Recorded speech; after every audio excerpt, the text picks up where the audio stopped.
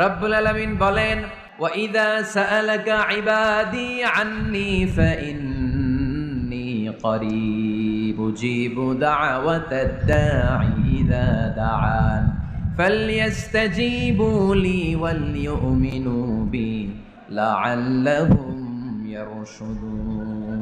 আমার বান্দারা যখন তোমাকে জিজ্ঞেস করে আমি কোথায়, তুমি বলে দাও ইন্নী করিব, আমি কাছে। আল্লাহু আকবার, আল্লাহু আকবার। তিনি কাছে। আল্লাহর হাবিব সাল্লাল্লাহু আলাইহি ওয়াসাল্লামকে আল্লাহ কমান্ড দিলেন, আপনি বলে দেন যখনই উম্মতেরা জিজ্ঞেস করবে আল্লাহ কোথায়, আমি কোথায়, আপনি বলে দেন ফাইন্নী করিব, আমি কাছে।